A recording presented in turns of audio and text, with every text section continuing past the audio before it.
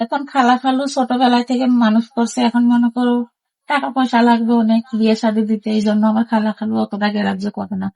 তো নিজের ইচ্ছায় আইছি, এখন যদি একটা ভালো আমি বয়স হোক আর ও বয়স হোক বা বিবাহিত হোক, সে যদি আমার দায়িত্ব নিয়ে আমার পাশে থাকে, আমি তার সাথে সারা জীবন কাটিয়ে দিব। তবে মুখ ডেকে আসছেন কেন? মুখ দেখে আসছি ভাই, আমি তো 10টা ছেলের পাগল করার জন্য আসিনি, আমি আইছি একটা ছেলের জন্য। আর সে যদি আমার ভালোবাসে, আমার পাশে থাকে, তো ইনশাল্লাহ আল্লাহর রহমতে আমার দেখলো না। আসসালামু আলাইকুম দর্শক, আপনাদের প্রীতি ও শুভেচ্ছা জানিয়ে শুরু করছি আমাদের আজকের প্রতিবেদন।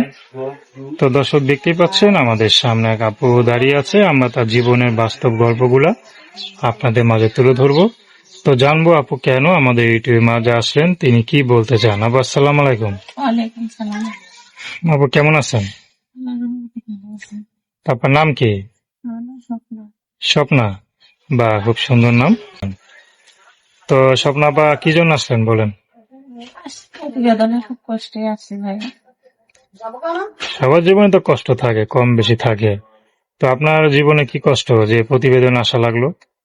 আমার কষ্ট ভাই জীবনে, ছোটবেলায় বোনের মা মারা গেছে, তারপরে এখন মনে করো বাবা ছোটবেলায় থাকতেই বিয়ে করে নিছে আরেকটা।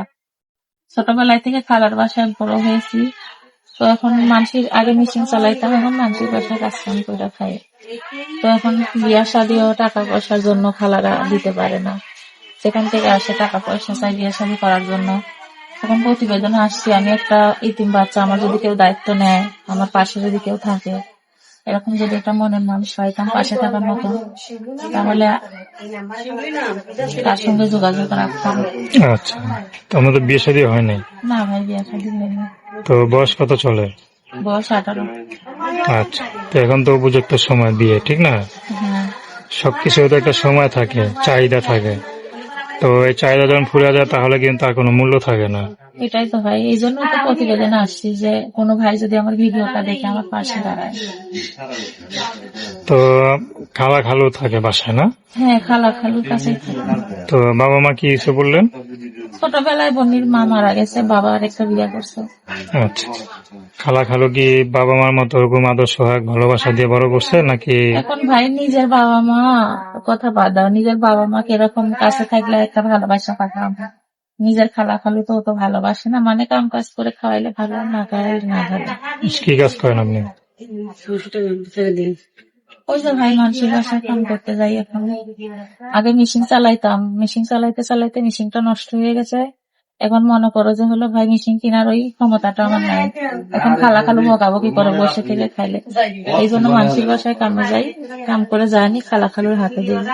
আচ্ছা, তারপরে খুব কষ্ট থাকে। মানে যা পান সবকে হ্যাঁ, দিয়ে দেন? তাদেরই দেয়, না দিলে তাড়িয়ে দেয়, খালার বকাবকি করে। খালু বলে ছোটবেলায় থেকে পালতেছি, এত খাওয়াতে পারবো না। বিয়ে শাদী করতে আসলে মানুষ দেন মোহর চাই ভাই অনেক, এই জন্য বিয়ে শাদী হচ্ছে না। তো এখন আপনার কথা শুনে যদি কোনো বয়স্ক পুরুষ বা বিবাহিত পুরুষ আপনার জীবনে আসে, আপনি কি তাকে গ্রহণ করবেন? এখন পুরুষ যেরকমই হোক ভাই, বয়স হোক আর বয়স কম হোক, তার মনটা যদি ভালো থাকে, আমার পাশে এসে দাঁড়ায়, তো আল্লাহর রহমতে ইনশাল্লাহ আমিও তার পাশে দাঁড়াবো। আচ্ছা, তাকে ছেড়ে তো কখনো যাবেন না? না ভাই, সে যদি আমার ভালোবাসে। এখন তো অনেক মানুষই দেখা যাচ্ছে মানুষ খাওয়া পড়ার জন্য, একটা ভালো জায়গায় থাকার জন্য কত বয়স্ক মানুষের কাছে বিয়া বসে। তা আমার তো একটা ইতিম বাচ্চা, আমার যে বয়স্ক মানুষ একটাও যদি বিয়া করে, তো আমি যদি সুখে শান্তিতে থাকি, আমি সারা জীবন তারা নামাজ কালাম করে দোয়া করবো, তার কাছে আমি থাকবো। তো মুখ ডেকে আসছেন কেন? সুন্দরভাবে পর্দা করে আসছেন, সবসময় কি পর্দা করেন নাকি?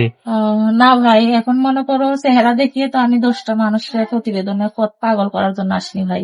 এখন কেউ যদি আমার পাশে এসে, আমার এই বরখার অবস্থায় যদি আমার কেউ পাশে এসে দাঁড়ায়, নামাজ কালাম ছেলে, ভালো ছেলে, তো সেরকম যদি ছেলে পাই, তা আল্লাহর রহমতে পাশে থাকলে আমিও পাশে থাকবো। কেননা ভাই নামাজ কালাম করি, 10টা পুরুষের মুখ দেখিয়ে তো লাভ নাই, পাশে থাকার মতন একটা ছেলে পাইলে যথেষ্ট। আচ্ছা, তো আপনার সাথে কিভাবে যোগাযোগ করবে? আমার সাথে যোগাযোগ করলে ভাই, আমার একটা ওই পাড়াপড়শি ভাবি আমার একটা ফোন দিছে বাটংলা, আমার কষ্টের কথা শুনে বলছে এটা নিয়ে তুমি ওই সাংবাদিক ভাইয়ের কাছে গেলে, তুমি একটা প্রতিবেদন করলে, তোমার পাশে যদি কেউ দাঁড়ায়, তো তুমি তাহলে ভালোই সুখে থাকবা। অনেক মেয়ের এখন প্রতিবেদন করে ভাই, যারা কষ্টে থাকে, অনেক তো মেয়ে আছে, তো সেরকম মেয়ে একটা আমিও ভাই। এখন আমার পাশে যদি কেউ দাঁড়ায়, তো আল্লাহর রহমতে আমি তার সাথে সারা জীবন থাকবো। তো দর্শক, প্রেম ভালোবাসা সাহায্য সহযোগিতা বিয়ে শাদী করা একান্ত আপনাদের ব্যক্তিগত ব্যাপার। তো আসুন আমরা 5 ওয়াক্ত নামাজ পড়ি, সবসময় দেশের সেবা করি। আসসালামু আলাইকুম।